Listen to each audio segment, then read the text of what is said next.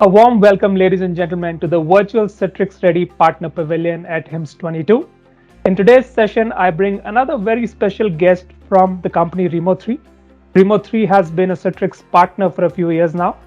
And today, let's talk about how Rimo3 integrates with Citrix. But before that, let me bring on the guest of the day, Samit. Welcome to the show, Samit. You want to tell our audience who you are and what do you do at Rimo3? No, absolutely, Rubal. Thanks for having me. And I apologize for the background and the little bit of darkness here. I've got my Remo 3 sweatshirt on. It's a really great piece of swag. Stop by the booth and see if you can't get it. But for those of you that I don't know, Samit Halvadia, I am CTO here at Remo 3. But my past has always been really focused on being in the application management. I call myself affectionately an enterprise app nerd for the last 20 years or so. So in a variety of different roles in my past, including running product management for Admin Studio and Install Shield over at Flexera. Started at North America with AppDNA, which we eventually kind of sold to Citrix over in 2011, and then stayed at Citrix for 8 years in a variety of different roles. Most recently, running worldwide pre-sales strategy before joining Remo 3 as Chief Technology Officer. So I've been in and around this space for ages, Rubel. That's awesome. Great to have you on the show, Samit. All right, let's get into it. First off, I want to understand what does Remo3 do, and then maybe let's also talk about your integration with Citrix.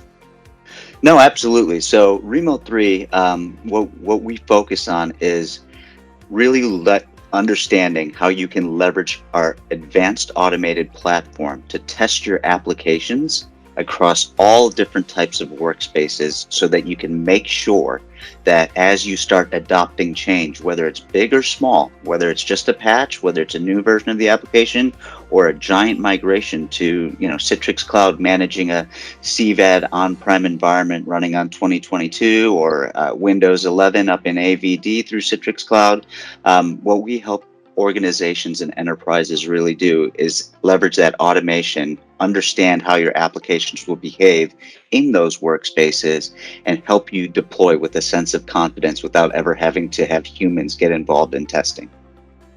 Awesome. So I'm hearing quite a few Citrix products there. Can you go a little bit deeper into how do the two technologies integrate together? Yeah, no, absolutely. So we are part of the Citrix Ready program, obviously. But from our perspective, our goal is to help enterprises and administrators understand how their applications are going to function and perform in their Citrix environments or Citrix managed environments, right? So regardless of how you're consuming your workspace, even if it's Azure Virtual Desktop or Windows 365, which will ultimately at some point be managed by Citrix Cloud, what we want to do is we want to help you understand when you're doing these migrations and prior to deploying the applications, whether or not the application will actually work, right? So we're testing these applications in those workspaces and giving the data back to the administrator. So Citrix is a perfect example. For a lot of Citrix customers that are our joint customers, we work with partners like Zentegra and Citrix, jointly, where we can say, hey, we've got a migration project where people are looking to move off of server 2012 R2, get on server 2019. Can you help me test these applications and ensure that they can move to a new and more modern Citrix workspace?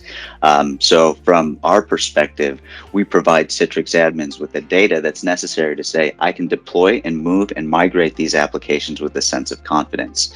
And for those applications that won't necessarily migrate, what's an alternative way to deploy them, right? Is it something that I can remediate?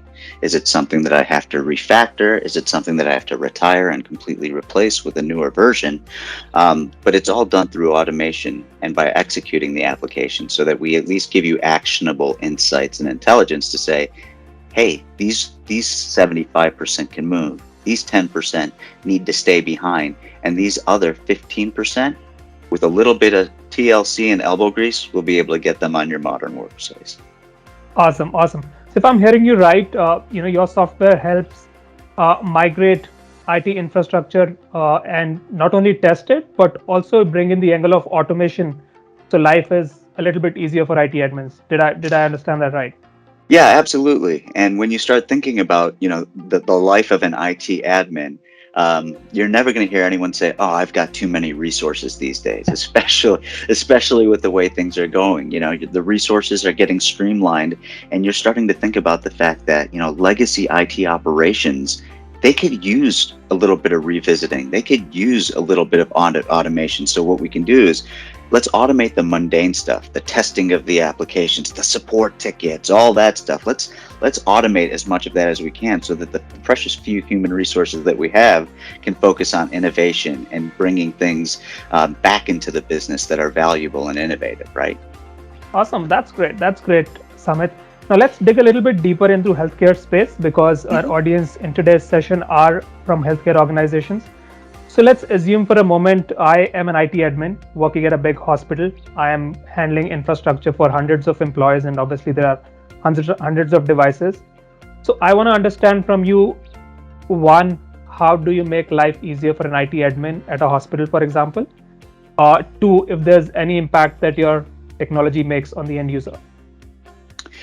Yeah, no, that's a good question. And IT is very near and in the healthcare space is very near and dear to my heart, right? So a lot of my customers, my favorite customers I've worked with, tend to be in the admin space, especially in healthcare, right? And one of the challenges with healthcare is that you have, as with FSI and some of the other spaces, you have sensitive data, but the reality is healthcare goes above and beyond a lot of the regulatory and compliance issues because of the sensitivity of the nature of the data that they're protecting and the applications that they need to run to ensure that they can get their EMRs, that they can ensure that they're following the right processes and governance so that data isn't leaving the premise when it shouldn't be. So from our perspective, one of the things that healthcare is unique about is that they actually rapidly try to ensure that they deploy patches quickly and efficiently. If you look at a lot of other verticals,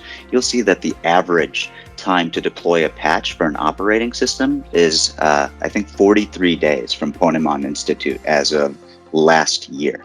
So 43 days from the release of a OS patch is once they finish their manual testing, once they've run it through their deployment rings, and healthcare just doesn't have that luxury. They have to get patched much quicker. And in fact, when you look at your CIS certifications around security, so you can get cyber insurance, you have to be under 30 days.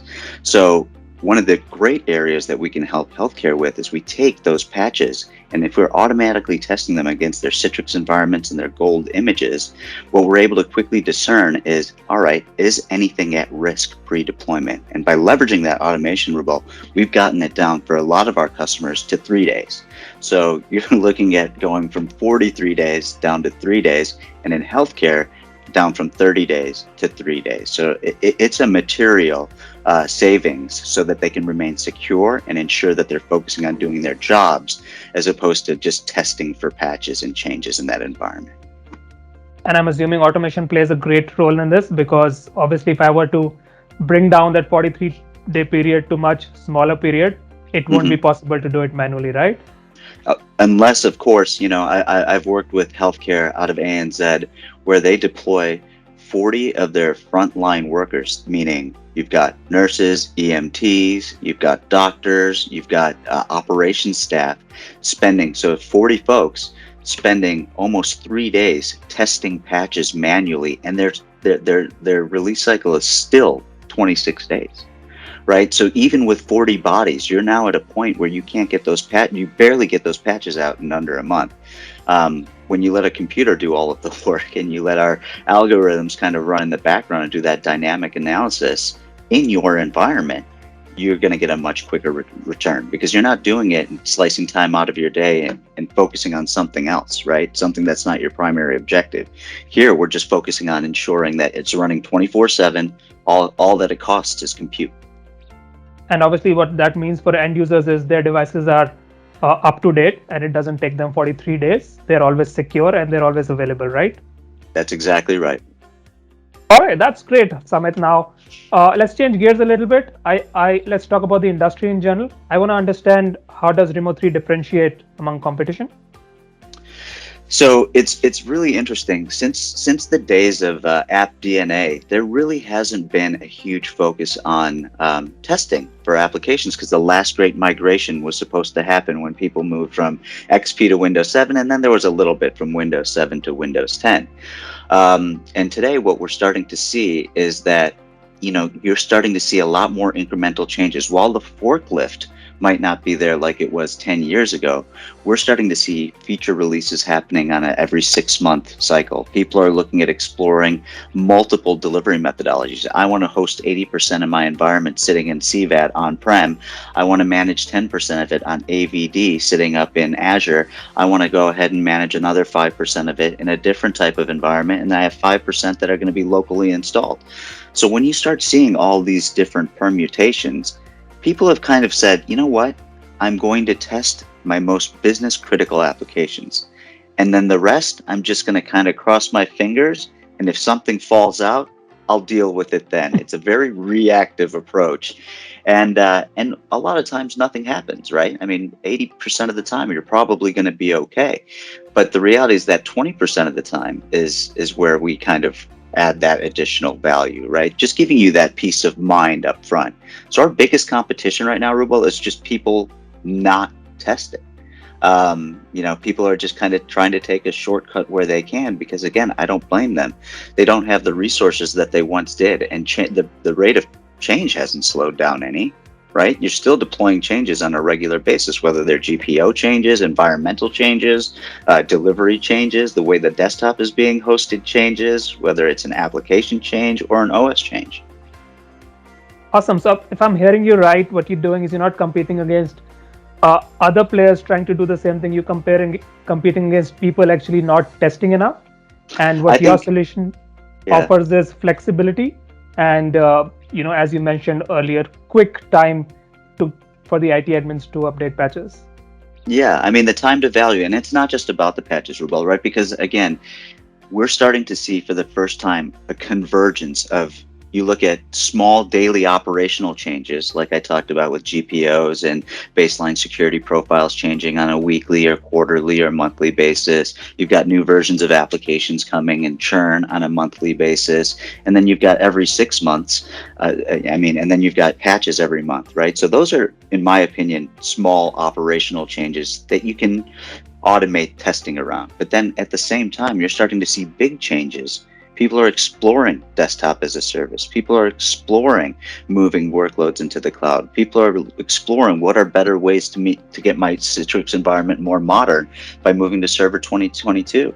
You're starting to see big strategic initiatives and small operational change initiatives happening and converging at the same time, which is a perfect opportunity for us to say, if you're leveraging automation for your small daily change, why don't you do an assessment and map your road out for the future of your application delivery? Awesome. That's great, Samit. I think you've piqued my interest quite a lot, and I'm sure our audience are interested in this technology as well. Now, if you want to send our audience anywhere on a website, where would you want them to go to get more info? Yeah, so couple places. I mean, stop by the booth, make sure you see us. I think I have my booth number correct. We are booth number 5043. There you go. Good. I came prepared. Can you believe that? And also, come check out our website, Rimo3.com. You can ask for a demo. You can ask questions on Twitter at Rimo3. And then LinkedIn is always an easy place to find us as well. Awesome. Thank you so much, Samit. It was a pleasure talking to you. And thank you so much, ladies and gentlemen. It was great to be hosting this session for you. Signing off for now, but see you on the other side of the session. Bye-bye. Thanks so much, Rubel. Thanks, guys.